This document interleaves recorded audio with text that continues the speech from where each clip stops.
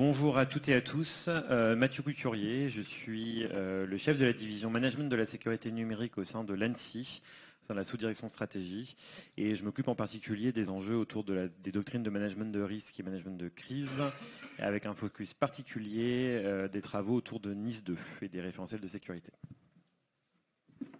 Bonjour à toutes et à tous, je suis Olivier Lignol, directeur cybersécurité du groupe EDF. Bonjour à tous, ça marche mieux. Gerolf Kinkelin, donc je suis ici au titre du pilotage du groupe de travail Clusif sur le scoring cyber. Et par ailleurs, je suis associé dans une deep tech qui fait du réseau de performance et des diodes réseau. Bonjour à tous, Baptiste David, je travaille chez l'éditeur français de cybersécurité Tenaci. Et Tenaci, ils font quoi? Pardon, on est une plateforme unifiée de pilotage de la conformité. Bonjour, I'm Sander Seilemaker. I'm the owner and founder, and my company is called DSM Institute, and we focus on consulting board members and supervisory board members in the space of cyber risk management. Next to that, I'm affiliated with Massachusetts Institute of Technology, doing research in the space of simulation, added techniques, and digital twin, and I'm a contributor to the World Economic Forum, as I have an opinion about this topic. Thank you. Et donc, je suis pas juste en retard, je suis aussi Stéphane Larget. Et donc, moi, je m'occupe j'ai fondé en fait un média qui s'appelle Cyberon et plus récemment, donc 42K.io, un référentiel en fait qui permet de mesurer la confiance dans les solutions cyber. Voilà. Eh ben, moi, je propose que Mathieu, vous commenciez. Tu commences, hein, ce sera plus facile. Donc Mathieu, je te propose de commencer et de nous parler donc un petit peu des objectifs en fait de cette notation, pour qu'on essaye de poser un petit peu déjà le contexte, hein, de se demander un peu pourquoi on fait des notations, à quoi ça sert et qu'est-ce que c'est exactement. Alors, merci beaucoup. En fait, je pense que avant de faire le focus sur la notation, je pense qu'il est important de replacer le cadre sur la menace cybercriminelle et la menace cyber en règle générale. En fait, aujourd'hui, ce qu'il faut voir quand même, et si vous ne l'avez pas encore lu, je vous invite à lire le panorama de la menace 2024 qui est sorti par l'ANSSI récemment. En fait, on a quand même aujourd'hui une vraie menace qui vient de la supply chain, des équipements de bordure, et plus largement de la supply chain, qu'elle soit numérique ou supply chain tout court. En fait, c'est vraiment la plus grande menace. Depuis des années, les entreprises ont rehaussé leur niveau de sécurité, c'est une bonne chose, notamment les grands groupes qui ont investi énormément dans leur cybersécurité et on voit vraiment une amélioration de leur cybersécurité. On le voit d'ailleurs dans les impacts, les crises majeures qu'il peut y avoir. Il y en a moins dans les grands groupes qui sont visés. Par contre, on voit qu'aujourd'hui, les attaquants se focalisent sur les plus petites structures, les PME, les ETI et en règle générale la supply chain de ces grands groupes. Donc c'est pour nous un niveau de préoccupation important et de l'ANSSI, mais également de tous les régulateurs européens. Ce constat qu'on fait, hein, c'est le même constat qu'on fait au niveau européen avec tous nos homologues. C'est aussi pour ça que NIS 2 est arrivé. NIS 2, CRA et toutes les réglementations, si vous ne connaissez pas ces sigles, je vous invite à les regarder en urgence. Toutes ces réglementations sont là aussi pour gagner en confiance dans la supply chain, dans les sous-traitants. Et s'assurer que ces entreprises qui font partie d'une supply chain globale soient avec un niveau de sécurité suffisant pour éviter qu'elles entraînent avec eux à se sécuriser elles-mêmes, mais qu'elles contribuent à la sécurisation de leur supply chain. Ce qui fait que, en fait, aujourd'hui, tout le monde est concerné. L'intégralité des entreprises, qu'elles soient petites, moyennes, grosses, françaises ou étrangères, sont concernées par ces problématiques-là. Et une des nécessités qu'on a, c'est quel outil, c'est très agréable, quel outil on a à disposition pour pouvoir gagner en confiance sur le niveau de sécurité de ces entreprises. Donc on aura l'occasion d'y revenir, parce que je vais avoir une marotte pendant mes interventions qui sera NIS 2, NIS 2, NIS 2, NIS 2. C'est une marotte d'actualité qui va durer pendant quelques temps. Mais aujourd'hui, on va avoir un besoin collectif de s'assurer que les entreprises, les supply chains, les sous-traitants aient atteint un niveau de sécurité auquel on peut avoir confiance. Et la notation est un outil en fait de gestion du risque, est un outil extrêmement utile pour permettre justement à moindre frais, à moindre coût pour tout le monde, de s'assurer d'un niveau de confiance dans la sécurité qui a été réalisé. Donc utile, outil important et à promouvoir. Alors Olivier, est-ce que tu veux nous expliquer ce que c'est que cet outil exactement? Alors, je vais expliquer ce que c'est cet outil et la manière avec laquelle il a une dimension variable et une interprétation par rapport à ceux qui l'utilisent. Et d'ailleurs dans des objectifs qui ne sont pas forcément convergents. Du point de vue, donc côté EDF, nous, à part quelques exceptions qui sont d'ailleurs sur le fait qu'on ne vend pas de cyber, on n'est pas un acteur majeur dans l'écosystème de la vente de la cybersécurité. Par contre, on est un acteur majeur en tant qu'opérateur d'énergie par rapport à notre capacité à fournir de l'énergie, voire d'une manière vitale pour la France. Très bien. On est aussi un acteur, et je rejoins la préoccupation majeure autour de Nice 2, qui doit se conformer à un certain nombre de réglementations qui sont saines et qui vont nous amener sur les tranches un peu plus basses une capacité à avoir une énergie sûre, reliable à l'échelle européenne. OK. Une fois qu'on a dit ça, on parle de cybersécurité, on parle d'énergie dans un contexte géopolitique qui est assez complexe, notamment sur la partie Ukraine, et donc on peut porter atteinte à des environnements énergétiques à des fins militaires ou à des fins de pression sur les États. Et du coup, tout le monde s'y intéresse. Les CAC, les acteurs qui peuvent aider à noter les fournisseurs, etc. L'ensemble des acteurs aussi qui sont autour de la cotation et de la bourse, même si on n'est plus coté. Les acteurs aussi qui sont autour du développement durable, et un énergéticien est très lié au développement durable, surtout quand il fait du nucléaire, ce qui est de l'énergie propre. Et du coup, dans ce cadre-là, c'est l'Union européenne qui le dit, et donc dans ce cadre-là, on nous oppose à travers divers acteurs de l'entreprise, la direction financière, la direction générale, un certain nombre de notations exogènes. Après, on pourra discuter un peu plus tard de l'origine de ces notations. Voilà, la notation, il y a déjà un côté où, en fait, c'est pas un truc au départ qu'il y a dans la cyber, mais c'est plutôt un truc qui vient des financiers. Exactement. Et je suis totalement d'accord, c'est un bon éclairage. C'est-à-dire que c'est une notation qui existait dans plein d'autres domaines avant et qui a été étendue dans le domaine de la cybersécurité d'une manière souvent inappropriée du point de vue des experts que nous sommes en cybersécurité. Et donc, on n'est pas dans la fake news, mais déjà une interprétation assez large sur la base d'informations qui potentiellement peuvent être, on en parlera après, parcellaires. Rolf ? Oui, donc ça me permet de rebondir sur comment et pourquoi le CLUSIF a lancé ce groupe de travail sur le scoring cyber. Donc on avait un certain nombre d'acteurs, des praticiens de terrain comme Monsieur Lignol, qui étaient tous très frustrés par en fait deux types de notations auxquelles ils étaient confrontés. La première, c'est les demandes de questionnaires ou d'audits récurrents de la part d'acteurs périphériques aux sociétés. Donc ça peut être des assureurs, des banquiers, mais aussi des grandes directions ou centrales d'achat qui disent avant d'acheter chez Intel, s'il vous plaît, remplissez-moi les 1000 lignes suivantes sur la gouvernance, la technique, etc. Et puis le lendemain, il y en a un autre qui pose les mêmes questions, mais dans un ordre différent, structuré différemment. Donc les RSSI ont vraiment autre chose à faire. Donc c'était le premier pain point. Et puis ils se vengent parce qu'après ils font exactement la même chose auprès de leurs fournisseurs. Donc Exactement, parce que comme il a été dit tout à l'heure, c'est en train de cascader la supply chain et donc ça arrive sur des acteurs de plus en plus petits qui ont de moins en moins d'équipes dédiées. Donc ça engorge complètement le système. Donc ça c'était le premier point, de dire est-ce qu'on peut arriver à pousser de la standardisation là-dedans pour qu'il y ait une seule référence et pas 36 et beaucoup de travaux inutiles et qui sont refaits.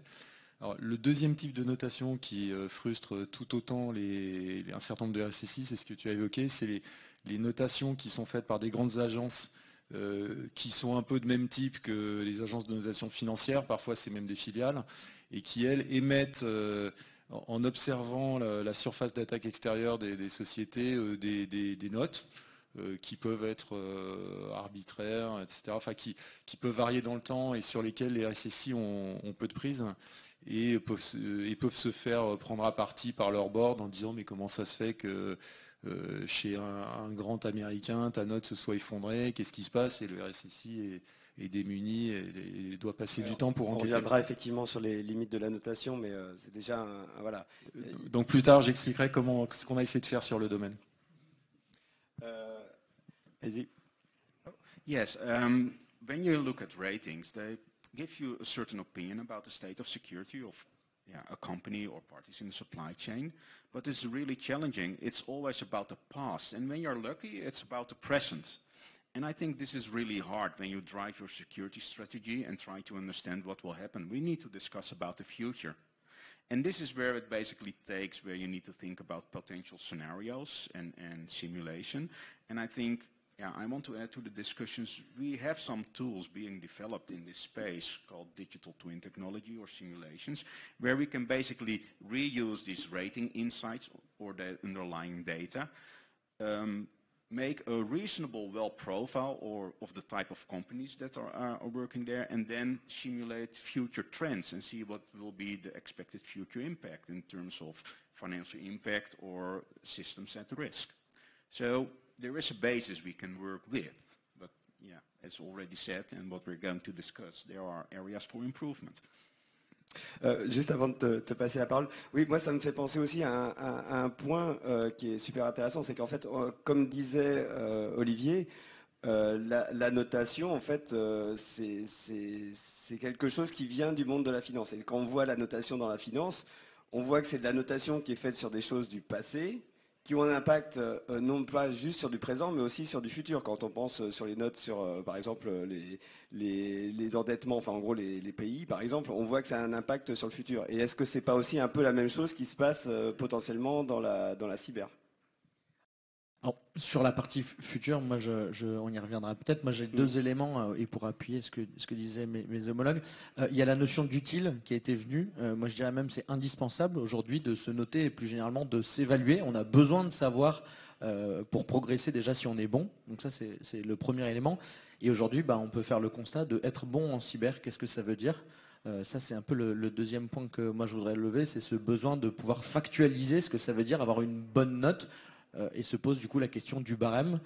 Quand on parle des agences de notation, c'est un peu là où on a du mal un peu, c'est à y voir plus clair. Pourquoi j'ai une mauvaise note et qu'est-ce qu'il me faut pour avoir une bonne note ? Parce que bien sûr, ce qu'on veut, c'est s'améliorer.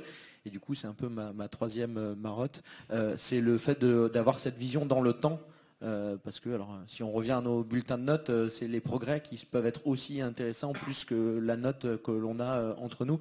Donc moi, sur la notation, mes trois sujets, c'est oui, c'est indispensable parce que sinon, on ne sait pas si on est bon et on ne sait pas sur quel axe il faut s'améliorer. Donc il faut se mesurer régulièrement. Il faut le faire avec un suivi dans le temps. Et puis, il faut être d'accord sur les règles du jeu de qu'est-ce qu'on mesure et comment on le fait et qu'est-ce que ça veut dire que d'être bon ou pas. Ok. Est-ce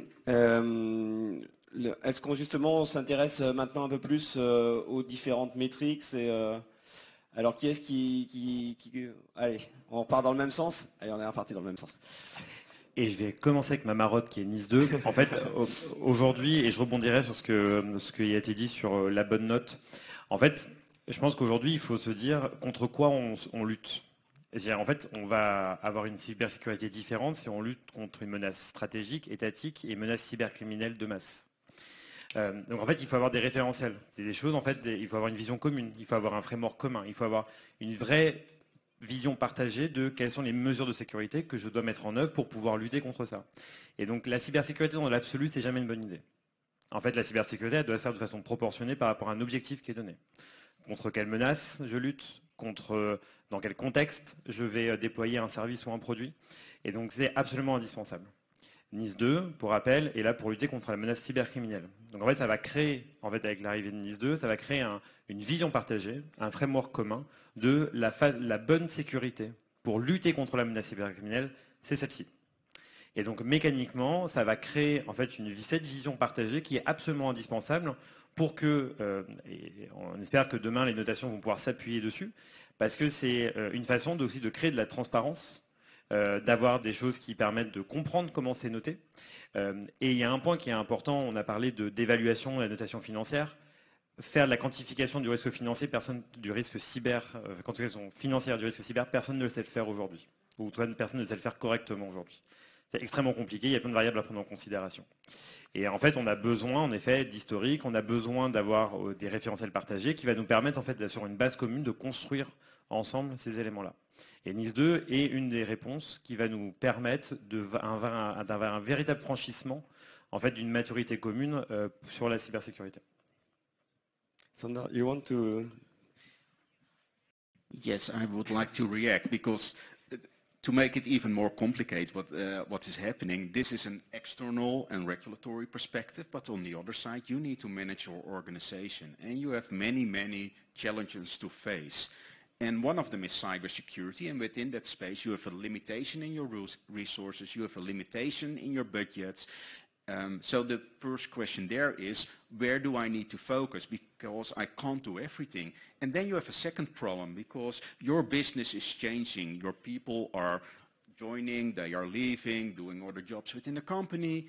Your technology stack is changing, your supplier base is changing. And then the question is, how sustainable are my ratings in this dynamic? And this is something you need to rethink. And we have those ratings, we understand them, we can analyze them. And again, yeah, this helps when you have simulation, because this uncertainty and these parameters of uncertainty, you can include in those digital twin technology and simulation and assess how sustainable are my ratings in the future based on the knowledge I have about my uncertain future. And I think this is something we need to think as well. How sustainable is the rating I read? How sustainable is my strategy in place? Do I need to improve this year, next year, about 5 years? And what about my organizations in my supply chain? Oui, avant de repasser la parole, il y a effectivement cette question de est-ce qu'on est en train de noter en fait notre maturité cyber, en fait, est-ce qu'on revient à ça, ou est-ce qu'on est en train de, ou est-ce que c'est autre chose en fait cette notation? Et donc si c'est une histoire de maturité, c'est à la fois une maturité technique, mais une maturité aussi, je dirais, de humaine, quoi. Olivier? Oui, donc je vais rebondir parce que quand on dit nous et tout ça, je préfère quand même la vision du CISO qui est responsable en interne dans son entreprise, et je pense que c'est déjà important que c'était à nous à ce sens-là. Oui. Que le CISO garde sa responsabilité, la délègue pas. Il y a des outils, il y a une technologie, il y a l'avenir, mais il y a surtout le fait qu'il doit rester responsable et garder la main sur son environnement, parce qu'il est redevable vis-à-vis de sa direction générale de son exposition au risque. Et ça, c'est clairement quelque chose qui apparaît à travers Nice 2, et c'est clairement quelque chose qui apparaît à travers ce que veulent les entreprises. Donc maintenant, au titre du CESA, j'anime avec Eric Fraissinet la communauté des grandes entreprises et administrations, donc on échange beaucoup avec ça. Dans ceux qui utilisent beaucoup et celles qui utilisent beaucoup la notation, on a la notation de la supply chain, on en a parlé, on va en parler après, mais ça permet aussi de s'assurer d'avoir une maturité par rapport à ça. On a nos propres organes de notation, c'est-à-dire des gens qui nous ont noté depuis l'extérieur, c'était pas adéquat, et puis finalement, en les éclairant un peu, ça devient plus adéquat.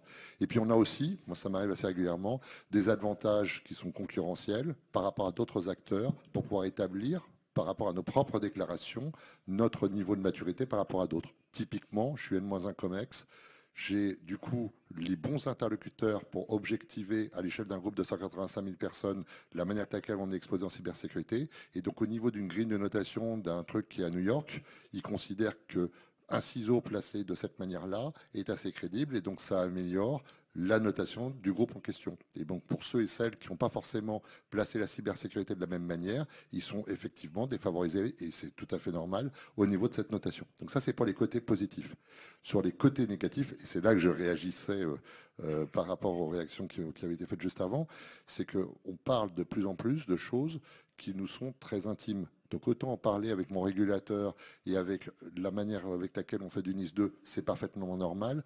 Aller échanger des environnements liés à la criticité, de la production de l'énergie avec un acteur qui potentiellement d'ailleurs est lié avec un certain nombre d'acteurs étrangers, ça va me poser plus de difficultés. Aller échanger des éléments qui sont liés à ma stratégie dans un monde géopolitique dont on parle là depuis 48 heures un petit peu, ça peut aussi poser des difficultés.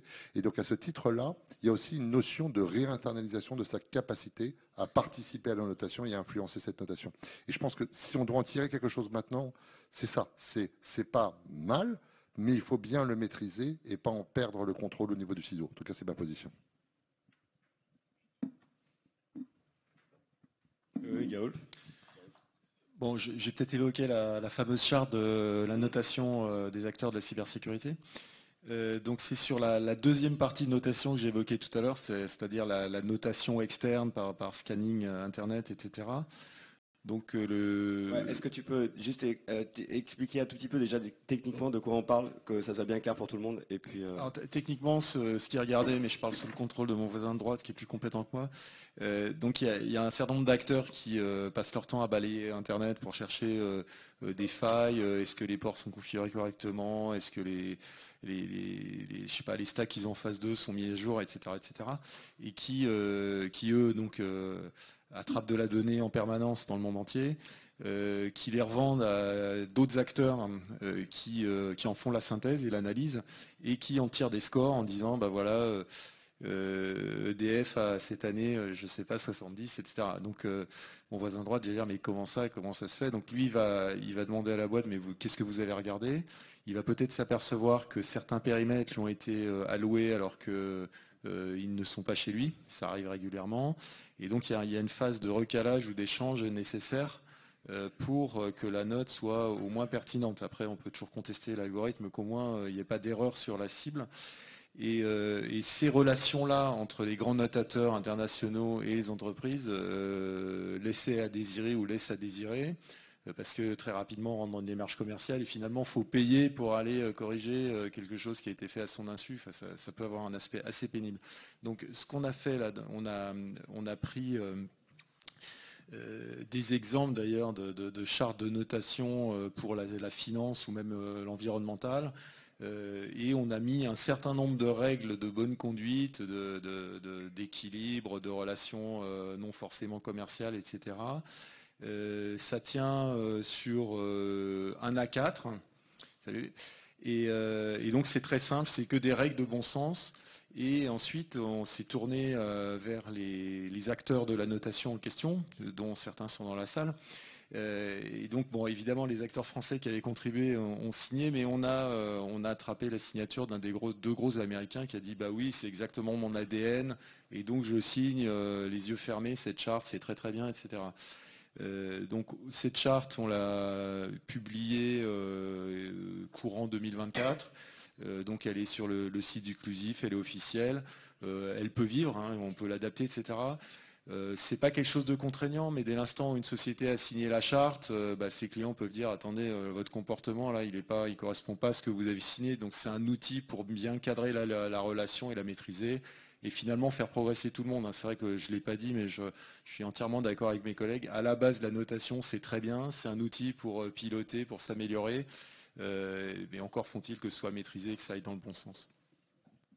Moi, je vais rebondir sur un mot qui a été dit, c'est la notion de pénible, parce que du coup, on se dit que la notation, c'est pénible. Alors, j'ai dit au début que c'était essentiel, on est obligé de le faire, de s'évaluer.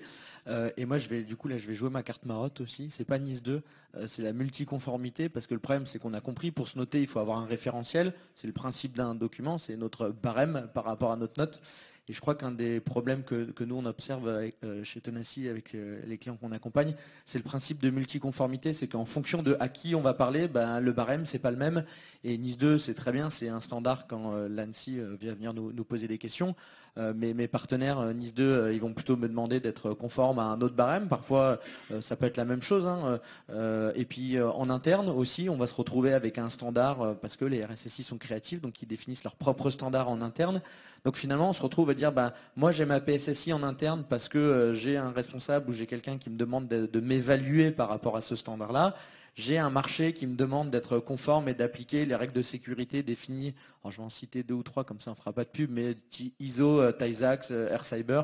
Finalement, chacun aura ses propres règles. J'ai le régulateur qui vient. Alors, a priori, NIS 2 et DORA, c'est l'un ou l'autre. Donc, c'est pas double peine de comment on arrive à standardiser ça. Et puis, alors après, je crois que EDF peut être concerné. C'est qu'en fait, NIS 2, il y a pas mal de standards parce qu'il y a pas mal de pays différents. Et donc, NIS 2, en soi, c'est une multiconformité. Et du coup, moi, ce que j'observe, c'est ça la pénibilité de la notation et de l'évaluation. C'est que c'est pas la conformité qu'on doit suivre, c'est les conformités. Moi, j'aurais adoré voir dans le titre du conf d'aujourd'hui notation avec un S, parce qu'il y en a beaucoup, et en plus, on a du mal parfois à les comprendre, et ça, je crois que c'est un des problèmes qu'on constate. Et je suis ravi de voir que Olivier approuve. Oui, alors moi j'ai été obligé de parler 2 secondes de ma paroisse, mais c'est vrai que avant même de se poser la question de la note, il faudrait déjà effectivement avoir un référentiel commun Et effectivement, c'est peut-être, enfin, moi, en tout cas de mon point de vue, c'est ce qui nous manque. Et alors, nous, on a eu la même démarche, en fait, non pas pour évaluer les entreprises utilisatrices, hein, mais pour évaluer cette fois-ci les opérateurs, enfin les solutions cyber, hein, qu'elles soient des services ou des produits, donc y compris, voilà, par exemple, Tenacity, quoi. Et donc, nous, en fait, on est parti avec un groupe de ciseaux sur, en fait, 150 questions qui permettent justement d'avoir déjà, on prétend pas que ça fait 100%, hein. L'idée, c'est plutôt de couvrir les 80% et on laisse les 20% de choses spécifiques à chacun.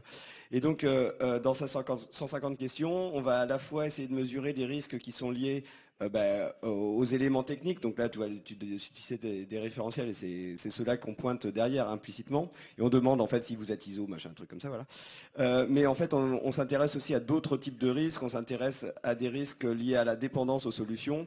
Dans quelle mesure, en fait, si vous avez envie de sortir de la solution, vous allez pouvoir le faire à la fois techniquement et contractuellement. On va dire ça, comme ça pour simplifier. Et puis un troisième type de risque qui sont les risques d'ordre géopolitique.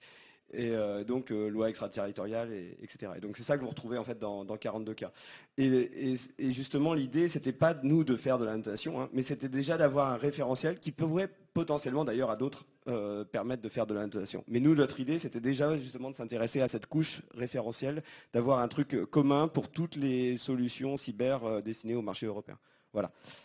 Juste avant que Mathieu réagisse par rapport à ça, on en a beaucoup parlé tous les deux, on se voit évidemment régulièrement sur ce genre de sujet, au moins pour aligner nos points de vue. Et donc du point de vue de notre approche, alors ça c'est le problème de tous ceux qui sont anciens ou actuellement à l'ANSSI, on a un formatage. Et donc je suis désolé, j'avais géré le bureau de conseil quand on l'a créé. Et donc en l'occurrence, j'étais parti sur les 42 règles de l'ANSSI, en me disant ça apparaît dans tous les référentiels de l'ANSSI. NIS 2 arrive. On se met tous d'accord sur le fait que NIS 2, quand même, c'est du bon sens et que c'est quelque chose qu'il faut faire. Donc j'ai plutôt tendance, je rejoins tout ce qui vient d'être dit, mais j'ai plutôt tendance à me dire, bon bah très bien, changeons de notre référentiel, allons pour un référentiel NIS 2, ça devient le référentiel maître, et après, c'est vrai ce que vous venez de dire, il va falloir qu'on adapte par rapport à tout ce qu'on a autour. Mais avoir un référentiel maître qui est du bon sens me permet de pouvoir gérer aussi l'ensemble des autres acteurs qui ne sont pas l'agence, qui viennent aussi dire, d'un point de vue sectoriel, réglementaire, moi aussi je veux t'imposer des choses. Moi j'ai dit, attendez, je vais refaire la même chose indéfiniment. Non, et je préfère prendre NIS 2, c'est bien un référentiel que tout le monde reconnaît, personne n'est contre a priori. Après la question c'est l'applicabilité et comment on le rend interopérable avec les autres. Je ne peux que rejoindre ce qui a été dit, bien évidemment. En fait, il faut garder en tête que NIS 2, c'est une réglementation horizontale. Donc elle s'impose à tous les secteurs d'activité qui sont concernés. Il y a une petite particularité avec DORA, avec notamment en tant que collègue spécialiste, mais c'est clair que DORA s'applique sur un secteur, ni sur les restes. En fait, c'est une vision partagée commune pour lutter contre la menace cybercriminelle. En fait, historiquement, en effet, les CISO, un certain nombre d'acteurs créent des référentiels parce qu'on n'avait pas de référentiel partagé. Ça n'existait pas. On n'avait aucune réglementation horizontale qui permettait d'imposer un jeu de règles, qui permettait de dire pour lutter contre la menace cybercriminelle, pour atteindre un niveau de sécurité donnée, c'est ça qu'il faut faire. Maintenant, c'est le cas. Et donc, comme c'est le cas, il faut largement l'utiliser parce que c'est une grille de lecture commune. Alors, on a parlé des plusieurs transpositions nationales dans les différents pays pour NIS 2, ce qui est vrai. Mais par contre, il faut garder en tête qu'il y a l'esprit de la directive auquel il faut respecter. Et en fait, les différents États membres, même s'ils peuvent avoir une transposition différente, restera que l'esprit des exigences de sécurité seront globalement les mêmes. Donc on est bien dans une logique où tout le monde va chercher à viser un niveau de sécurité pour faire que les entreprises atteignent un niveau de sécurité donné. Et donc ça, NIS 2 va permettre de le faire. Après, la question qui va se poser, c'est comment je démontre ce niveau de sécurité-là à mes sous-traitants, le B2B, etc. Et donc ça on est bien d'accord. Parle-nous des sous-traitants. Juste pour finir là-dessus. En fait, et je rejoins Olivier ou ce qui a été dit, c'est que après, il y a au-delà de cette sécurité-là, il va y avoir besoin aussi dans le contexte, dans le déploiement d'un service, d'un produit, d'une dépendance avec un sous-traitant, l'implémentation de ça dans son contexte. Et là, c'est sûr qu'il y a un écart entre un niveau de sécurité donné générique et le déploiement dans le contexte. Et c'est ça où il va falloir travailler collectivement sur comment on fait ce gap après en fonction du besoin du contexte, etc., du besoin de sécurité à atteindre. Mais NIS 2 va nous permettre d'avoir au moins une base commune en disant si tu es entité NIS 2, si tu as déployé le référentiel, et pour ceux qui ont peut-être vu, il y a une notion de label qui apparaît dans le texte qui sort du Sénat de la proposition nationale, si au final on a une set de marqueurs de confiance qui existent, en fait, c'est fait. Je veux dire, en fait, on s'assure que cet acteur a ce marqueur de confiance-là. Oui, Et alors, après, là, c'est la suite. Juste, on est bien d'accord, on couvre des aspects techniques, là. Pas que. Dans le label, technique et organisationnel. Oui, mais En fait, le reste, tout à fait. Mais ce que je veux dire, c'est que dans le label de l'ANSSI, aujourd'hui, on ne tient pas compte en fait justement de la dépendance aux produits ou des risques géopolitiques liés aux produits. Alors c'est pas un label de l'ANSSI, mais, Non, mais en fait, en tout cas, sur les référentiels de sécurité, en effet, les aspects qui sont évoqués, c'est pas le cas. L'objectif, encore une fois, de NIS 2 et des référentiels, c'est comment on lutte contre la menace cybercriminelle. Comment on empêche une PME, une ETI, un grand groupe de ne pas tomber en cas d'un rançongiciel qui traîne un peu partout. Et ça déjà, le fait de faire monter globalement le niveau de sécurité de l'ensemble des chaînes de sous-traitance. Enfin, il y a des entreprises, et je pense que Olivier pourra le confirmer, il y a certains grands groupes, ils ont des dizaines de milliers de sous-traitants. Il y en a certains qui montent à 90, 100, 110 000 sous-traitants. Il y a un moment, il va falloir se dire comment je fais de façon efficace et pas non plus avec un coût qui soit maîtrisé pour faire rehausser le niveau de sécurité. Et comment j'en arrive à une situation où je veux éviter que chaque petite PME se retrouve à remplir, et je rejoins sur les questionnaires de sécurité, remplissent des dizaines de questionnaires de sécurité, qui n'arrivent pas à accéder à une cyberassurance parce qu'en fait la cyberassurance ne voudra pas l'assurer, qui son niveau de sécurité est demandé par les banques pour faire le credit score derrière pour octroyer le crédit.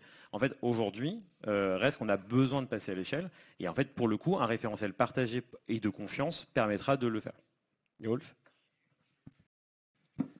Oui, je voudrais venir à l'appui du concept de label avec l'exemple de Air Cyber qui a été mentionné. Donc, je connais un peu de l'intérieur parce qu'on fait aussi de l'embarqué pour l'aéronautique.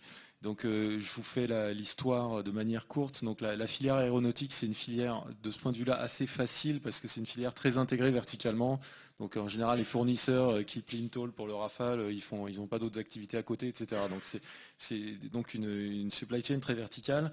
Et le constat qu'a fait la filière aéronautique et le GIFAS et les gros industriels, c'est de dire, OK, nous, on s'est mis à niveau parce que c'était réglementaire d'un point de vue cyber, mais en réalité, on est quasiment aussi vulnérable qu'avant parce que toute notre supply chain, elle, n'est pas à niveau et une partie de la supply chain, d'ailleurs, n'est pas vraiment capable de se prendre en charge par elle-même. Donc, en gros, si on la fait courte, dans l'aéro, il y a les sous-traitants plutôt électroniques, donc eux, ils savent faire s'ils sont déjà dans le digital. Et puis, il y a les sous-traitants qui sont plus du monde mécanique, eux, c'est un autre monde, il faut les aider. Évidemment, c'est une caricature. Et donc, ils ont mis en place dans Air Cyber 3 niveaux. Il y a or, platine et bronze, je crois, quelque chose comme ça, et qu'ils ont décrit donc en termes de niveau. Et le challenge, c'est de faire progresser tout le monde. Bon, pour la petite histoire, dans les 6 donneurs d'ordre, Dassault, Thales, Airbus, Safran et c'est peut-être MBDA, quand ils ont commencé à s'appliquer eux-mêmes le référentiel, il y en a certains qui n'étaient même pas au niveau bronze, donc ça les a un peu... Ils se sont aperçus que c'était pas si simple et que ça allait être encore plus difficile pour les petits acteurs. Et ensuite, ils accompagnent les petits acteurs en allant directement chez eux et en faisant les plans d'action, d'amélioration ensemble, pas en faisant des ping-pong lointains comme ça, mais en faisant un truc vraiment coopératif. Bon, ce qui est encore une fois possible dans cette filière-là, parce qu'elle est très intégrée, qu'il y a une certaine habitude de bosser ensemble. Par contre, le résultat qui est extrêmement intéressant, c'est que si par exemple Safran a labellisé un sous-traitant, et les 5 autres, ils reconnaissent le label sans refaire les choses. Et ça, je pense que ce modèle de label, il est très important. C'est-à-dire que si un acteur qui est réputé crédible, mature, etc., a dit tel acteur à telle date, il est à tel niveau, on ne refait pas les choses derrière. Et je pense que ça peut donner un effet d'échelle extrêmement intéressant. Juste en complément, Stéphane, rapidement, très rapidement. Pour essayer juste de finir du côté opérateur final. Voilà. Parce que toi, tu as plein de trucs à dire sur oui, mais sur cette partie-là. En fait, l'équivalent du GIFAS côté nucléaire s'appelle GIFEN, c'est la même approche. On est membre du GIT6, donc tout ce qui est industrie critique au niveau des RSSI et critique militaire, pas militaire. Donc on retrouve toute l'aéronautique, on retrouve les acteurs dont on vient de parler, mais on retrouve aussi les acteurs du nucléaire, comme le CEA, Orano, nous, Framatome, notre filiale. Et donc, 2 choses. 1, on rejoint les 2 là sur Air Cyber, c'est très bien, il faut s'inspirer parce qu'ils ont appris et ils ont bien fait progresser depuis l'époque Boots Aerospace, etc. 2, donc ça c'est le sectoriel, c'est le métier. Et 2, NIS 2 s'applique plutôt bien à ça. Donc ça c'est le premier aspect. Le deuxième aspect, juste pour donner, c'est aussi assez vertical, mais la complexité dont on vient de parler, EDF, sur ce qu'on veut maîtriser en termes d'identité. J'en ai 185 000 en interne, 300 000 que je gère en direct. Entreprise étendue, donc l'équivalent de Air Cyber, on passe à 4 500 000 personnes. Et donc 4 500 000 personnes, on ne peut plus dire projet par projet, on va valider la sécurité, ce qu'on fait aujourd'hui, heureusement. Mais on va passer sur des structures, sur des qualifications, sur des labels, des choses comme ça. Donc la dynamique, c'est la même et on s'inspire de ce qui existe des deux côtés, aussi bien de l'agence que des acteurs qui l'ont déjà fait sur le secteur. Excuse-moi. Juste sur Air Cyber, nous c'est qu'on s'amuse à modéliser les textes. Le texte il est bien, mais moi il y a un élément, c'est à un moment donné, Air Cyber, ils vont vous demander d'avoir des protections sur vos postes, de faire des mises à jour, de faire des sauvegardes. Et c'est un peu le problème. Air Cyber en soi il est très bien. Il y a beaucoup d'acteurs qui font que de l'aéronautique, mais des fois on fait du Air Cyber et puis on doit suivre ISO à côté. Et puis je fais un peu d'automobile aussi. Ah bah oui, du coup je dois suivre l'équivalent de l'automobile. Et au bout d'un moment, ce qu'on veut faire, c'est s'assurer que les mesures de sécurité elles sont déployées. Et ça, c'est ce besoin. Donc moi, je suis très impatient de voir ce que va donner NIS 2 et si vraiment ça va être un référentiel vraiment et devenir un standard. Alors légalement, je ne suis pas sûr qu'on puisse appeler ça un standard, mais vraiment quelque chose que tout le monde accepte et dire ok, je me range derrière ce texte et je ne vais pas réécrire la même chose, mais avec mes mots à moi, parce que je me sens plus fort si c'est mes propres mots. Olivier, ouais, peut-être continue à nous expliquer un peu comment ça se passe avec toi dans la supply chain. Alors, dans la supply chain, j'imagine que tu vas voir chaque supplier et tu... Alors, la grosse problématique qu'on a dans la supply chain, c'est... Enfin, bon, il y a des endroits chez EDF dans lesquels on ne peut pas rentrer comme ça. Donc, il faut identifier qui peut rentrer, qui peut sortir. Et tout ça est très réglementé. Et donc, à ce titre-là, ça implique énormément de contraintes pour l'ensemble de nos acteurs. Et vous imaginez que quand vous êtes dans un endroit qui est réglementé et que vous avez envie de faire vos besoins, il faut repasser tout le truc dans l'autre sens, revenir. Donc là, on met 45 à 50 minutes. Donc c'est extrêmement pénalisant pour les acteurs qui viennent intervenir et pour notre relation avec eux sur les papiers à remplir, ce genre de choses. Ça existe depuis longtemps, depuis qu'on a des centrales nucléaires en France. Par contre, sur la partie numérique, on a recréé la même chose. C'est-à-dire qu'on a de plus en plus des contraintes qui s'empilent sur des acteurs qui ne sont pas forcément en mesure de pouvoir suivre. Et là, je parle du nucléaire, mais c'est valable aussi pour les autres activités au niveau du groupe d'énergie que nous sommes. Et donc, la manière avec laquelle on est en train d'approcher la chose, elle est double. D'une part, avoir un continuum dans la manière avec laquelle on interagit avec l'ensemble des acteurs, de manière à avoir de la vue sur leur sécurité et qu'ils aient de la vue, c'est réciproque, sur la nôtre. Le deuxième aspect par rapport à ça, c'est d'être en capacité aussi, et ça rejoint d'ailleurs la problématique de la notation, de pouvoir avoir une vision un peu interne des incidents qu'ils ont, du niveau de maturité, de ce qu'ils ont fait et de ce qu'ils n'ont pas fait. Et donc, tout cet écosystème doit monter en maturité de manière à pouvoir se dire on a une relation de confiance commune, ce que font très bien les gens de l'aéronautique, et donc on partage ce point de vue en interne à l'écosystème, à la filière. Après, si je regarde avec un peu de recul où j'en suis, enfin où on en est là sur notre filière d'énergéticiens, on a quand même un problème de cartographie. C'est-à-dire qu'on n'est pas capable à l'instant T, malheureusement, de pouvoir dire voilà l'ensemble des acteurs, voilà de qui ils dépendent. Et alors si on parle de l'avenir, là je rejoins complètement, c'est encore plus terrible parce qu'on ne sait pas comment ça va évoluer. Potentiellement, les gens vont se racheter, vont apparaître, vont disparaître. Et donc à ce titre-là, à mon avis, un des enjeux aujourd'hui, c'est d'être capable d'avoir un niveau de cartographie, mais pas comme celui, il y a très longtemps, qu'on avait à l'ANSSI, où on faisait un exercice de crise, les trucs de Pyranet et tout ça, et à la fin on disait aux différents ministères, faites votre cartographie des risques. Le truc était tellement large, c'était en 2010, hein, ils ne le faisaient pas. Et donc on n'avançait pas. Et donc là, on ne peut pas se dire simplement faites votre cartographie dans des environnements qui sont si complexes. Et en même temps, on a bien vu avec l'affaire de l'A380, etc., que gérer ses fournisseurs de rang 1 et ses fournisseurs de rang 2, c'est absolument fondamental et pas que pour des raisons cyber. Et donc c'est cet équilibre au niveau de la cartographie qu'il faut qu'on arrive à construire, mais dans la maison commune. Ce n'est pas EDF, opérateur de l'énergie, qui va décider pour tous les autres. C'est bien l'ensemble des acteurs de la maison commune. Enfin, on est humble par rapport à l'aéronautique, hein, mais c'est bien cette dimension qu'on essaie d'avoir par rapport à la maîtrise de la supply chain. I want to share some developments that are going on, at least in the research space, when it comes to optimizing the supply chain, and that has to do with the fact, it's complex. We lack the resources to understand it in detail, and it's becoming more and more interconnected.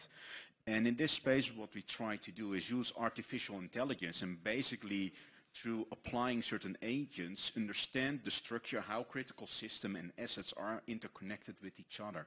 This allows us to determine critical paths in the whole supply chain, and not having only a discussion about what's your rating, but having another discussion, what are the critical components, what are the critical paths between those components, and do we need to change that or have different paths in order to become resilient?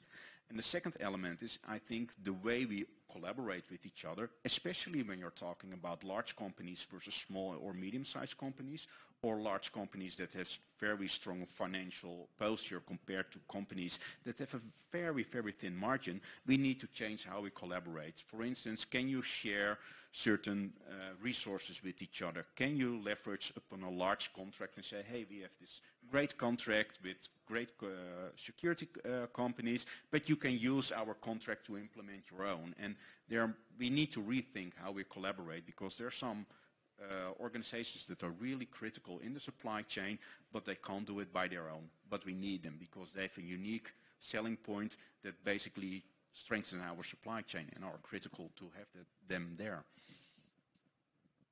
Ok. Peut-être Baptiste, toi tu voulais aussi nous parler à un moment de qui on évaluait en fait, et et c'était en parallèle aussi avec ce qui se disait là et ce que disait Olivier par rapport à la cartographie. Qui est-ce qu'on essaye d'évaluer parmi tous les suppliers? C'est exactement. Alors j'ai été surpris par le nombre de suppliers qu'évoquait Olivier. En rigolant, on s'était dit, bah non, Olivier, il va pas prendre son bâton et aller, bâton de pèlerin, et aller interviewer tout le monde pour savoir comment on fait. Donc il faut se concentrer sur ceux qui sont les plus gros, les plus importants, et définir quel est le niveau qui est attendu. On va pas demander la même chose à tout le monde en fonction de ce qui nous produit et à quel point il est important pour nous, et ce qu'il est en capacité de faire. Parce qu'on va pas demander la lune à des petits acteurs. Alors c'est mon autre côté qui parle, c'est que nous, on est éditeur de logiciels, et du coup, les fameux passes, on les reçoit. On est en bout de chaîne alimentaire. On est 60 chez Tenacier, donc on a une capacité à produire et à répondre à ces exigences. Mais on le voit aussi, des fois, on reçoit des formulaires, on se dit, mais c'est pas possible. C'est le même qui demande à leurs fournisseurs de systèmes ou des trucs qui vont être au cœur de l'entreprise et au cœur d'éléments. Et cette cartographie de savoir qui est important pour nous et quel niveau d'exigence je vais lui demander, je crois que là, aujourd'hui, on n'y est pas. Alors très vite, le sujet du pass, il est venu. Tout le monde se plaint qu'on reçoit des passes, et en même temps, tout le monde en envoie. Et c'est toujours les mêmes. Et là, j'avoue que la solution magique, je ne l'ai pas. On démontre tous cette volonté de dire, en fait, ça ne marche pas. Alors moi, il y a un truc, on ne l'a pas dit jusqu'à présent, c'est la notion d'IA. On a des passes qui aujourd'hui sont générées par IA, qui vont être analysées par des IA. Puis je dis, c'est bien, on va laisser ce sujet aux robots là, ils vont traiter. Et puis nous, on va discuter et on va faire vraiment de la cyber, et c'est comme ça qu'on va avancer. Au passage, c'est une réalité. Et alors pour la petite histoire, moi j'ai une autre marotte au-delà de la multiconformité, c'est on dit chiffré. Il n'y a pas longtemps, j'ai un client qui me racontait qu'il avait reçu un pass où c'était marqué crypté. Donc sa réponse est on dit chiffré, et après il a mis sa réponse. En 5 minutes, il a une réponse du service juridique, il lui a fait « c'est bon, j'ai accepté votre questionnaire » et ça a été intégré tel quel au contrat. Donc peut-être que parmi vous, il y a des passes dont la réponse est « on dit chiffré ». Donc c'est bien la valeur de cet élément, c'est qu'au final, ces passes, ils ne sont même pas lus. Ils sont annexés à des contrats, on ne sait même pas dans quel cas ça va pouvoir nous servir, et on se dit « c'est bon, je suis couvert, juridiquement, j'ai un pass ». Ok, mais la notion de supplier, elle n'est pas là. En fait, vous êtes couvert. Si votre fournisseur il subit une attaque, il est en train de tomber, vous allez lui sortir son contrat. En fait, vous allez lui maintenir la tête sous l'eau. Et au final, si vous avez un fournisseur, c'est que vous avez besoin de lui. Et s'il n'est plus là, vous lui maintenez la tête sous l'eau, il sera encore moins là, et votre business, il ne suivra pas, mais vous serez content, vous aurez un contrat. Juste en complément, j'adhère totalement. En complément, il y a eu une discussion au début du Corinne, il y a 2 jours, donc on est sur des sujets plus techniques, d'investigation, de choses comme ça. Alors je suis expert judiciaire, mes heures perdues. Et en l'occurrence, il y avait un débat autour des outillages qu'on fait pour le forensique, grosso modo, que ce soit en réponse incident ou en expertise judiciaire. Et donc on appuie sur un bouton, ça va collecter les preuves, ça remonte tout ça et tout ça. Donc quand vous faites du pénal, ce qui est mon cas, tout ça, ça passe devant un juge d'instruction, quelqu'un est condamné, potentiellement il vient en appel, il y a un débat contradictoire, et de plus en plus, les avocats, à juste titre, commencent à challenger l'origine de la preuve et la véracité de cette preuve. Quand on appuyait sur un bouton sur un Cellbrite ou un MSAB ou un truc comme ça, compliqué d'expliquer que le système, d'une manière intègre, a bien remonté la preuve, etc. Et je rejoins complètement ce que tu viens de dire. Il faut qu'on évite à travers la manière avec laquelle on pilote nos systèmes d'information au niveau cybersécurité et on collecte nos éléments de notation, de perdre la main, de confier tout ça à des IA ou à des outils sur lesquels on sera plus capable de dire d'où ça vient et de quelle manière on est capable de donner une légitimité et une crédibilité aux notations sur lesquelles on s'appuie. Et donc il y a besoin de pouvoir s'assurer une sorte de traçabilité de l'intégralité de la preuve, quand on est dans l'expertise judiciaire, mais la même chose dans le domaine de la notation et de ce référentiel qui reste opposable de par réellement son intégrité. C'est comme la blockchain, quoi. On est sûr et certain que c'est bien le bon élément qu'on a mesuré. Et ça, je rejoins. Et on le voit bien là dans cette table ronde, on n'est pas en opposition entre les acteurs qui notent, ceux qui utilisent les notations, les autorités de régulation. On est plutôt en train d'essayer de se chercher pour que notre écosystème global se stabilise et soit un écosystème de confiance. Et moi, je pense qu'il faut aussi que ça... Alors, si on prend donc 42K, c'est là, on s'intéresse uniquement aux fournisseurs de solutions cyber. Mais derrière, il y a plus ou moins en fait, la même logique. C'est qu'en fait, nous, dans notre système de questions, les questions, on les pose effectivement aux fournisseurs de telle sorte que, justement, on ne leur pose pas 50 fois les mêmes questions. Sur 51 formats différents, parce qu'en plus, les ciseaux, ils ont oublié qu'ils l'ont envoyé, et hop, ils le renvoient, mais évidemment pas avec le même format. Donc voilà, ça c'est déjà un peu pour éviter de noyer les fournisseurs pour rien. Dans l'autre sens, en fait, quand on va choisir des solutions, plutôt que de se poser des mauvaises questions, on va pouvoir avoir en fait une liste de questions déjà à se poser, parce que finalement, quand on est ciseaux, se poser la question sur peut-être qu'il y a tel ou tel référentiel de sécurité, c'est bien, mais peut-être qu'on n'a pas pensé à se demander est-ce que cette solution intègre de l'IA, quel genre d'IA, ou est-ce que je sais pas, il est RSE, ou voilà. Donc des questions, en fait, on en a plein, et l'idée c'est aussi de gagner en maturité en fait soi-même. Et je pense que c'est aussi l'objectif et aussi les limites de la notation dans lequel qu'on va peut-être aborder maintenant. C'est ce truc un peu de boîte noire de la notation. Et moi, je voudrais juste dire un truc sur le cyberscore après, sur le Nutri-Score cette fois-ci, qui moi me semble un bon exemple de notation avec ses limites. Et on va pouvoir comparer justement si c'est la même chose en cyber ou pas. Mais quand vous allez au supermarché et que vous regardez un produit avec un Nutri-Score, par exemple E, vous dites logiquement c'est de la merde. Mais alors si c'est de l'huile, c'est logique en fait qu'il soit en E. Et pourtant, toutes les huiles sont en E, mais en fait, il y a aussi plein de différences. Il y a des bonnes et des mauvaises huiles, des bons et des mauvais sasseurs, diraient certains vendeurs de sas. Bref, donc, en tant que tel, le Nutri-Score ne nous fait pas progresser sur notre maturité de consommateur. En fait, on voit une note, mais qu'est-ce qu'il y a derrière ? C'est assez difficile de gagner en fait en maturité. Et donc nous dans 42K, on a décidé justement de ne pas faire de notes et de donner en fait la grille de lecture et de faire en sorte que chacun en fait trouve les critères qui soient adaptés à son projet. Donc là encore, c'est un cas particulier. C'est un autre problème que le problème qu'on est en train de traiter là en ce moment. Mais c'est juste pour dire que pour moi, cette notation, elle devrait servir à gagner en maturité. Qu'est-ce que vous en pensez ? Voilà. Vas-y. Oui, je voudrais venir à l'appui là, de l'intérêt de ce que fait 42K, sur lequel on est d'ailleurs référencé. Mais c'est pas pour ça que je le dis. Quand on a réfléchi ou travaillé dans ce groupe de travail cyberscoring, il y a un besoin qui est apparu, qui n'était pas exactement ce qu'on souhaitait traiter, mais qui reste sur la table. C'est quand j'achète un équipement qui a un côté digital, qui va me dire quel niveau il a et au-delà du marketing de la boîte qu'il vend et est-ce qu'il est vraiment sûr, etc. Et on avait un exemple très précis de l'association des directeurs de prévention et de sécurité, notamment physique sur les sites. De temps en temps, ils doivent acheter de la vidéosurveillance. Qu'est-ce qu'ils doivent acheter en fait ? On sait que ces systèmes ils sont souvent percés par leurs fournisseurs. Donc je veux faire bien mon boulot. Qui va me dire quel est le système sûr sur le marché ou quels sont les systèmes sûrs ? En fait, il n'y a pas de référence là-dessus et c'est un gros manque et ce n'est qu'un exemple, il y en a plein d'autres. Et donc c'est un travail extrêmement utile qui est compliqué parce que là, l'IT c'est assez standard chez tout le monde, mais là on rentre dans des trucs assez spécifiques selon l'usage, les risques et tout.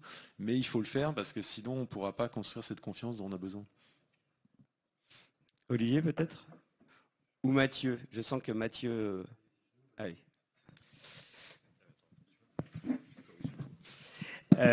Sur les limites de la notation. Ouais, je pense qu'il y a deux limites principales et une qui a été évoquée qui est assez importante à mon sens, c'est la transparence.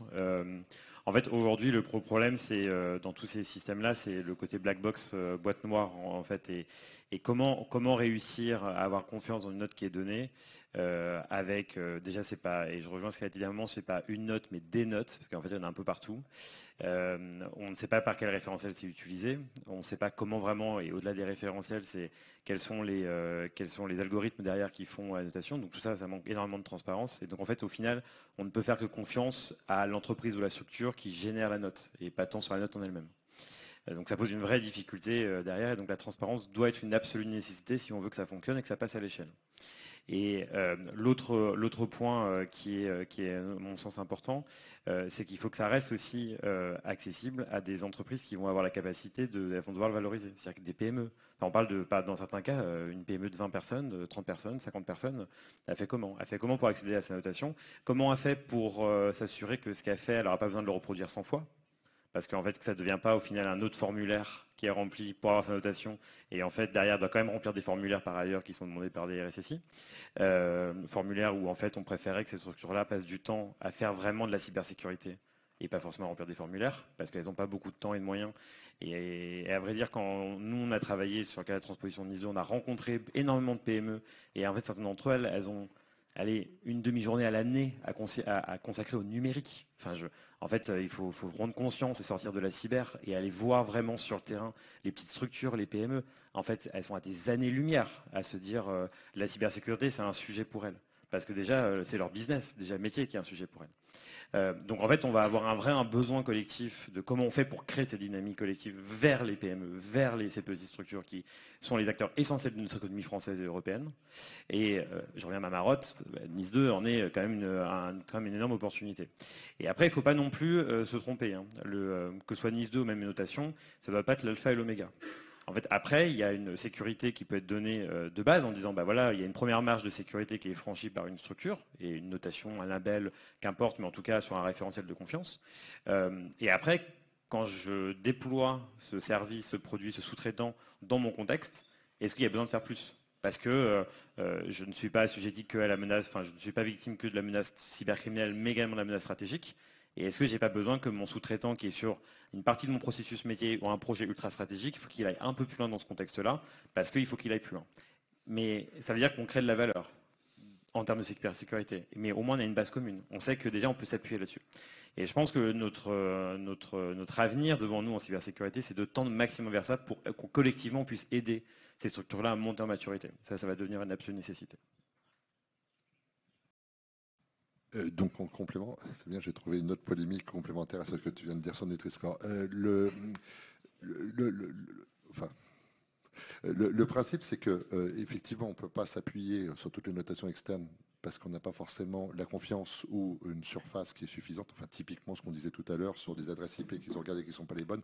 Oui, ça c'est aussi, effectivement, ouais, replonge là-dedans. Ou regarder des DNS qui sont liés au groupe EDF. EDF apparaît. Donc, il y a d'autres sociétés mondiales qui s'appellent EDF qui n'ont aucun rapport avec l'énergie. Donc, ça fait des trucs intéressants. Et après, et c'est là qu'il y a un élément de polémique qui est intéressant, après, j'ai un directeur financier groupe, Comexien, des gens comme ça, qui viennent me voir, qui me disent « Ah non, c'est pas bon, il faut changer ce truc-là, changer tout de suite parce que la notation, elle n'est pas bonne et ça joue sur notre notation d'entreprise. Et ça sera valable pour toutes les tailles d'entreprise. » Et lui, quand on commence à lui expliquer des problèmes de DNS, de plage IP et tout ça, même si on le fait d'une manière très appropriée, du point de vue de sa perception, ben, ça ne perce pas. Et c'est un peu la même chose quand on va faire une loi dans laquelle on se dit on va faire des shadow ghosts dans du Telegram et on va compromettre ça, etc. Et comme ça, on verra tout ce que font les narcotrafiquants. Parce que les narcotrafiquants, leur premier réflexe, ce sera de dire je prends une autre messagerie, il y a plein d'autres messageries partout et donc plus personne ne maîtrise rien du tout. Donc le remède est pire que le mal. Ouais, sauf que qui a expliqué aux acteurs qui doivent prendre la décision sur la loi, qui ne sont pas des informaticiens ni des gens de la cyber, en quoi il y a une problématique. Et j'ai trouvé Guillaume très pédagogue dans ses postes, mais ce n'est pas des postes qu'on a vus il y a 4 ou 5 ans. Enfin, ce n'est pas une critique contre Guillaume, mais ce n'était pas un sujet à cette époque-là. Je pense que sur cette partie notation, on a aussi un sujet d'acculturation des dirigeants, quelle que soit la taille des structures, quels que soient les acteurs, même les acteurs publics. Et on a tous besoin de travailler dans ce sens-là, de manière à ce qu'ils puissent s'approprier ces éléments. Et le deuxième point que je voulais mentionner, je vais encore passer pour un pro Annecy, ce que je suis et j'assume, et mon origine dans ce domaine-là, il y a un moment aussi, il faut effectivement qu'on prenne nos responsabilités par rapport aux éléments les plus critiques. Typiquement, les caméras, c'est effectivement un sujet qui ne nous avait pas échappé. On est en train de créer un labo au niveau sécu, chez nous en interne, pour aller ouvrir les caméras, voir ce qu'il y a dedans et s'assurer d'une manière plus profonde, on ne pourra pas faire ça sur tout, qu'on peut les déployer dans un certain nombre d'environnements pour notre sécurité. Évidemment, sur notre supply chain, souvent, c'est l'installateur des caméras, voire le fournisseur des caméras.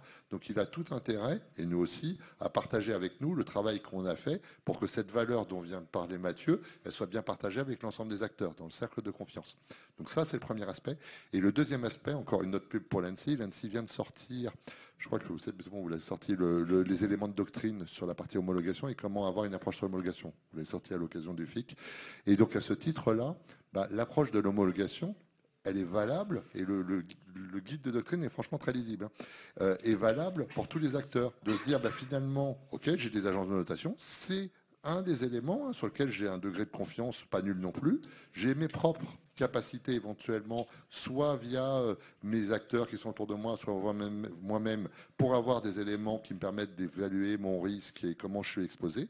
Et j'ai la possibilité de faire une commission d'homologation sur la base de tous ces éléments avec une autorité qui est le directeur général ou le patron de la structure qui va voir quelle est son exposition au risque, c'est aussi ce que demande NIS 2 d'ailleurs, et qui va autour de ça se dire, et ça s'appelait déjà le RGS en 2010, va se dire, tiens, le risque est acceptable ou il ne l'est pas, et donc va prendre en compte cette maturité au regard de l'usage de ces différents outils, dont l'outil de notation. Et je pense que c'est une bonne manière, du point de vue du schéma de gouvernance, de faire monter le niveau de tout le monde dans le sens où on s'approprie la problématique avec tous les niveaux de culture, de maturité des différentes structures qui sont sur toute la chaîne.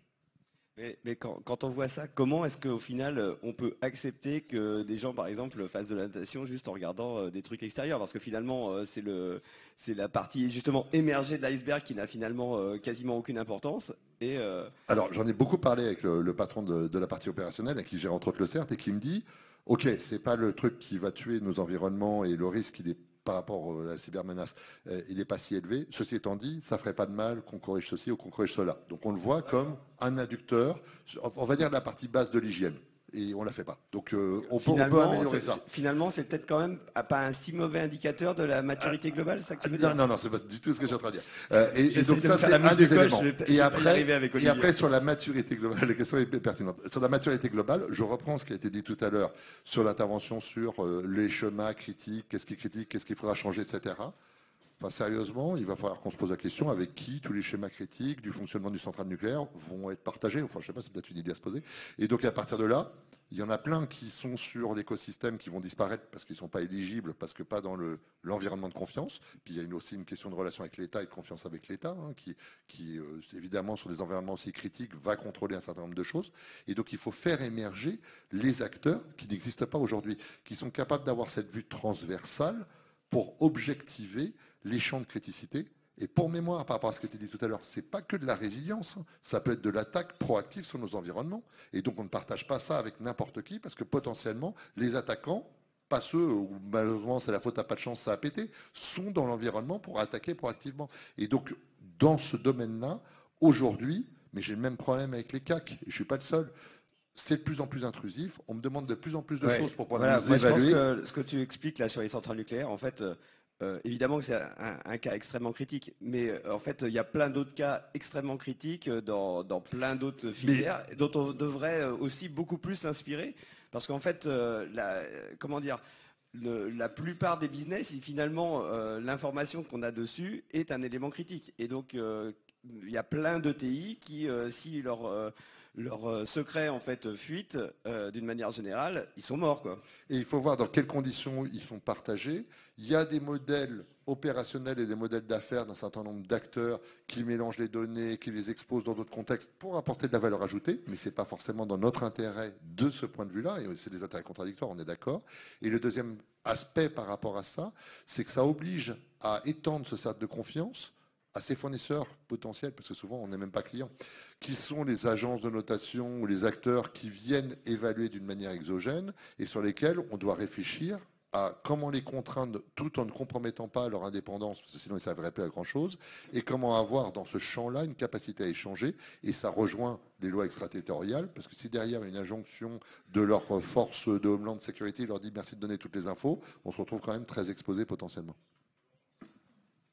Je sais pas, qui est-ce qui... Ouais, ça va être en même temps la conclusion, je pense que là, comme ça on pourra ouais, c'est ça, va. Comme ça on pourra avoir quelques questions rapidement. Ouais, je vais peut-être faire un petit détour par le cyberscore dans la continuité du Nutri-Score. Donc, pour mémoire, c'était une initiative du gouvernement qui était de dire, pour les consommateurs, ils vont sur un certain nombre de gros sites internet et ils peuvent perdre confiance parce que certains de ces sites peuvent faire des choses offensives, etc., ou jouer avec des cookies. Et donc, il y a eu un projet d'arrêté et de décret qui a été élaboré par le ministère de l'Industrie, je crois, et qui avait été mis en consultation. Et moi, il se trouve que comme j'étais le pilote du GT scoring du Clusif, on a synchronisé la réponse du Clusif en remarque sur cette proposition d'arrêté. Donc l'idée, c'était de dire, on prend les 50 plus gros sites qui ont le plus gros trafic en France, et puis on fait une grille de notation, et comme ça, comme un Nutri-Score, mais ce sera un cyberscore, le consommateur pourra dire, tiens, je vais sur le site Amazon, et il est en B, etc. Donc c'était assez bien fait. Dans la notation, c'est pour ça que j'en parle, en fait ils avaient quand même mis 3 aspects qui sont un peu différents. Il y avait un aspect protection des données personnelles puisque c'était business to consumer, donc un peu RGPD, etc. Il y avait un aspect cyber pur, on va dire, que ce dont on parle aujourd'hui. Et il y avait aussi un aspect souveraineté, justement pour contrer les problèmes d'extraterritorialité, donc où vont les données qui sont recueillies quand on va sur ce site, etc. Et donc, finalement, ça donnait un score, je crois, en 6 niveaux. Et finalement, ça donnait un truc composite avec des choses qui sont liées, mais qui ne sont pas exactement les mêmes. Et finalement, c'est jamais sorti. Donc, je pense que la tentative était intéressante pour créer de la confiance et tout, mais ça illustre aussi la complexité de rentrer dans ces notations-là.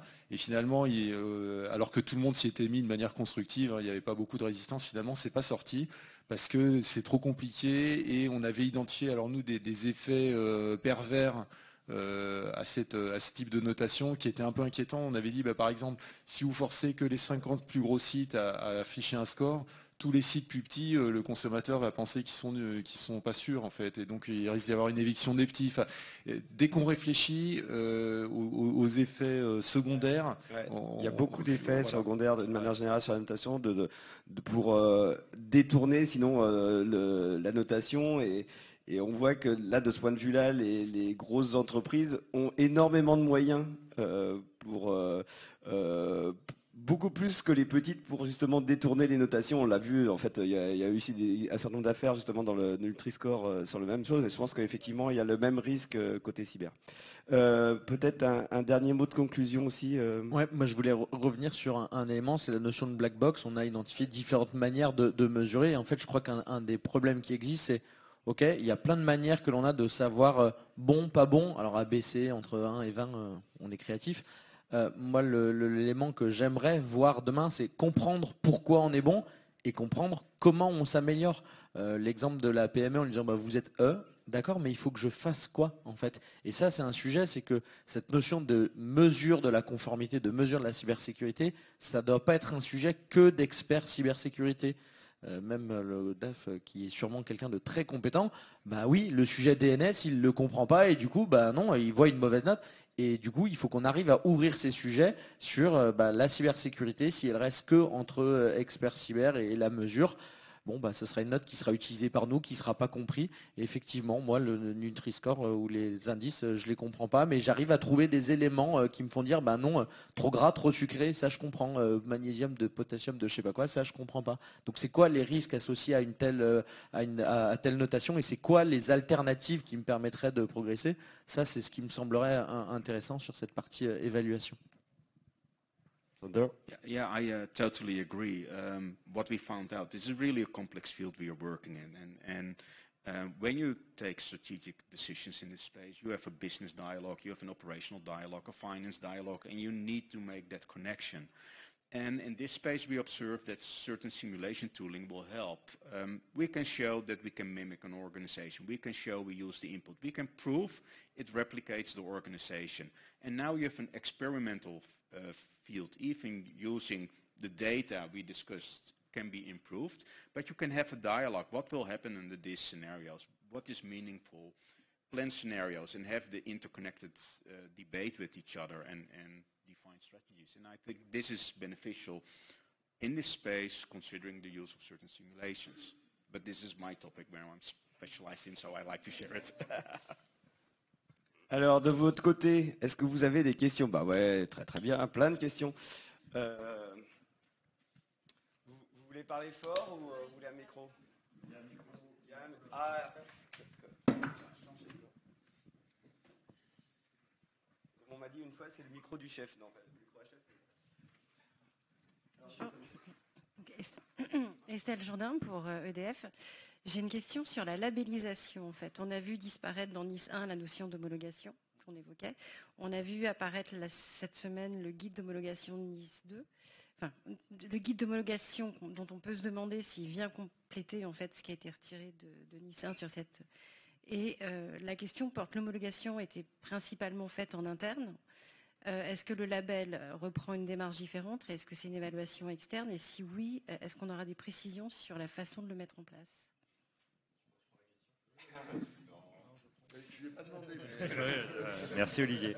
Et juste une question complémentaire sur la sous-traitance. Est-ce qu'on sait quel est le niveau de granularité? Et est-ce que comme dans Dora, on aura des secteurs de sous-traitance qui seront concernés et d'autres exclus par cette maîtrise de la chaîne de sous-traitance? Donc il y a énormément de questions dans votre question. Donc on va essayer d'y répondre pas à pas. Alors déjà sur l'homologation, en effet il y a une différence entre Nice 1 et Nice 2 sur l'homologation. Après il faut voir que aussi Nice 2 c'est pas vraiment la suite de Nice 1. C'est-à-dire que c'est vraiment un changement de paradigme très important. Nice 1 concerne que des systèmes d'information essentiels où des entités sont désignées, qui étaient désignées OSE, opérateurs services essentiels. Ce qui est très très différent de Nice 2.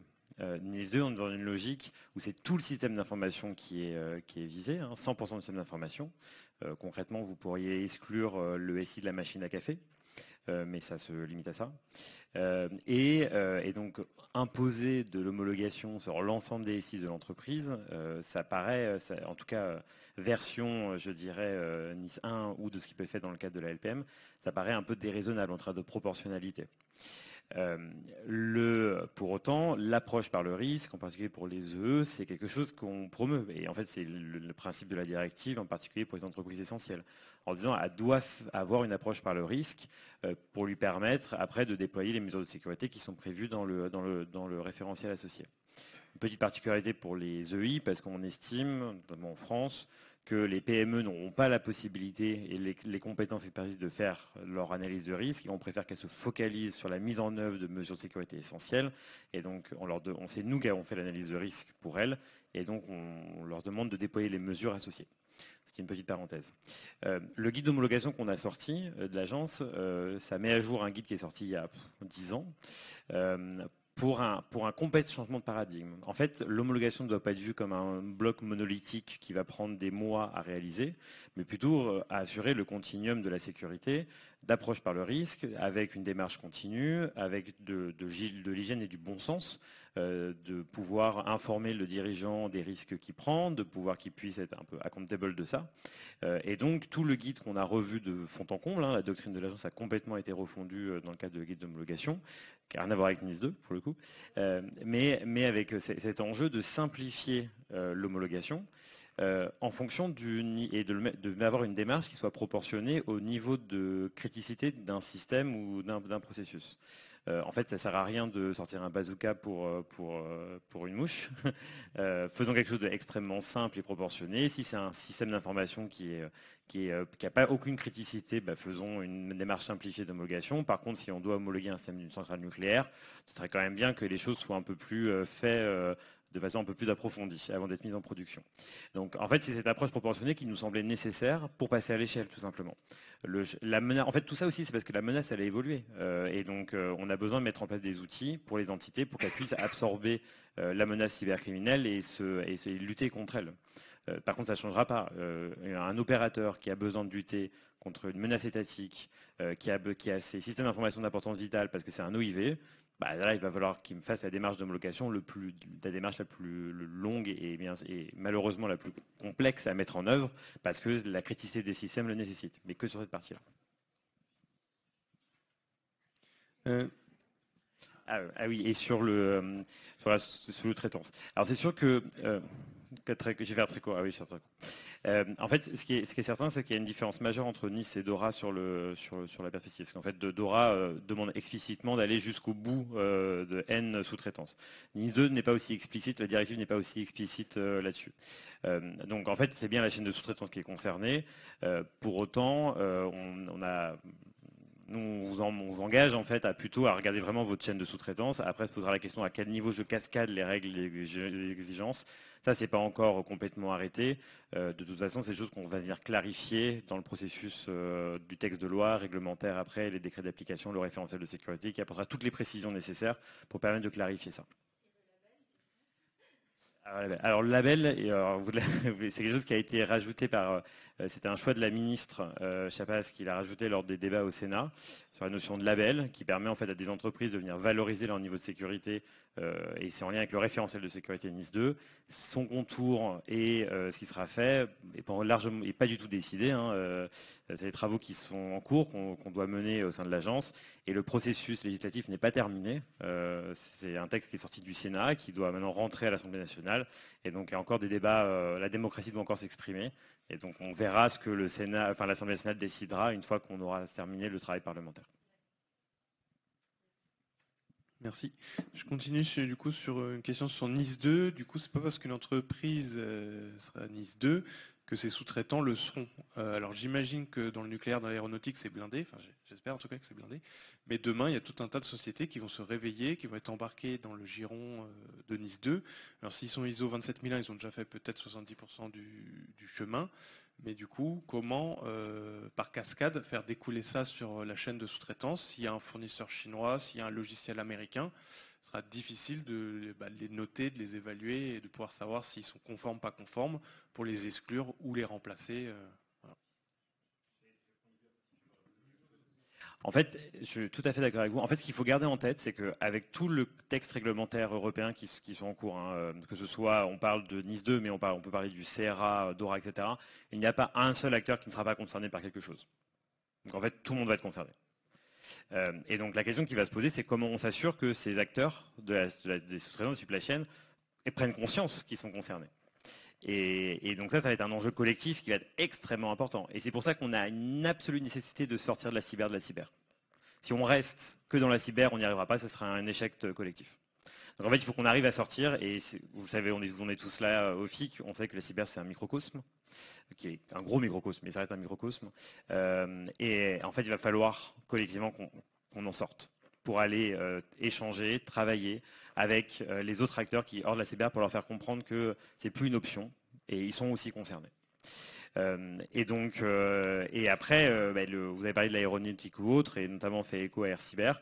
Il va y avoir un enjeu derrière et on le prévoit, en tout cas dans la loi, c'est ce qui a été demandé par les sénateurs, c'est d'avoir des reconnaissances de référentiels. C'est-à-dire qu'à un moment, il existe plein de choses. Et il va falloir s'assurer que on ait des choses qui soient compatibles entre eux, etc. Donc il y aura des efforts à faire de part et d'autre, s'assurer qu'on ait quelque chose de tous les référentiels exigeants réglementation puissent un peu s'appeler les unes des autres. Et donc ça va être un travail qui va être de longue haleine. Ce ne sera pas un effet Big Bang, ce sera quelque chose de progressif. Mais en tout cas, c'est bien des travaux et des réflexions qui sont en cours parce que c'est une absolue nécessité. Une dernière question. Ouais. Bonjour, Amy Diang, EDF aussi. Dans la continuité de la dernière question qui vient d'être dite, effectivement, ce n'est pas parce qu'une organisation, une entreprise est NIS 2, dans le cadre d'une multinationale, que ses filiales qui peuvent être à l'international sont aussi NIS 2. Donc, est-ce qu'on pourrait s'attendre dans les prochains, on va dire, mois ou les années à venir, un consensus ou un règlement ou une norme qui pourrait s'appliquer au niveau mondial? Alors, il faut voir que la cybersécurité est très proche des enjeux de défense. Et en fait, la porosité est une porosité très importante. Et il y a un besoin que chaque État membre puisse aussi adapter le cadre à ces enjeux de défense et de souveraineté, au sens sécurité nationale. Donc, il est très difficile aujourd'hui, et en plus, le niveau de maturité des différents États membres est très différent. En France, on a la chance d'avoir un écosystème cyber qui est extrêmement important, d'avoir un niveau de maturité global qui est globalement assez important. Je veux dire, nos entreprises, elles ont un niveau de maturité qui, quand même, on peut être fier de ce qu'on fait en France et nos entreprises font en cybersécurité. Mais en fait, si vous regardez ce qui se passe au niveau de l'Union européenne, tous les États membres ne sont pas au même niveau de sécurité. Et on a besoin, je veux dire, si on regarde la cybersécurité en France il y a 10 ans et maintenant, c'est pas un gap, c'est un monde. En fait, les choses ont évolué extrêmement vite. Et donc, il y a besoin aussi d'avoir des textes qui vont permettre à chaque État membre de faire ce processus-là. La France a été très proactive, on n'a pas attendu des textes pour le faire. Et en fait, les textes, notamment la directive Nice 2, est aussi un moyen, et pourquoi c'est une directive, c'est que chaque État membre puisse faire monter en fait l'ensemble de son écosystème en maturité, etc. Est-ce que dans le futur, on pourrait avoir un règlement? Je ne sais pas, l'avenir nous le dira. Mais par contre, c'est sûr qu'on a besoin de faire monter progressivement, parce que si la barre elle est trop haute tout de suite, en fait, personne n'y arrivera. Et juste pour répondre aux deux dernières questions, vu du côté de l'opérateur, on dit oui, le nucléaire c'est important. Déjà, rien que là, je peux t'apporter la contraposée. On a des robinets, on a des électriciens qui changent des ampoules. Et donc, ils se retrouvent de fait en interaction avec nos SI pour les commandes, etc. On a, pour la partie commerce, toute la partie mobilité électrique. Gérer de la mobilité électrique, c'est quelques dizaines à quelques centaines de salariés. C'est des petites PME. Et donc, on est déjà en train d'entraîner tout l'écosystème avec nous. Et c'est là que je rejoins ce que vient de dire Mathieu. Et c'est pareil pour la partie internationale. Il va falloir qu'on n'ait pas un empilement cascadé de plein de réglementations dans tous les sens où plus personne n'y comprendra rien. Et il nous faudra des juristes pour relire tout ça et essayer de comprendre comment on peut avoir une position par rapport à ça. Et donc, c'est bien l'ensemble de l'écosystème qu'on doit embarquer. On doit réaligner tout. Et puis, on doit faire aussi en sorte que le robinettier ou l'électricien qui travaille pour Suez, qui travaille pour un énergéticien, qui travaille pour la SNCF, il ne refait pas à chaque fois la même chose. On est sur quelque chose qui devient, ou pour l'aéronautique, qu'on ait une convergence globale. Et c'est pour ça que nous, côté EDF, alors je vous rassure, il n'y a pas que des gens d'EDF dans la salle, je ne vais pas venir avec toute ma bande, mais l'idée, c'est aussi de se dire... Les EDF, là, levez-vous, là. on peut contribuer à ça collectivement. Et c'est pour ça qu'on est aussi favorable à Nice 2. C'est qu'on se dit, on a un référentiel commun que globalement, on est tous en train d'accepter. Et donc, comment se l'approprier pour que tout le monde puisse en bénéficier, pour que ça devienne l'étalon commun. Je pense que je suis désolé, mais je pense qu'effectivement, c'est la conclusion qui est vraiment la bonne. En fait, c'est que au-delà de ces histoires de notation, en fait, c'est à nous tous collectivement de faire avancer le schmilblick. Et on peut évidemment se reposer sur l'ANSSI pour ça, mais il faut surtout aussi que nous, chacun de notre côté, on mette notre petite pierre pour que ça avance collectivement. Voilà.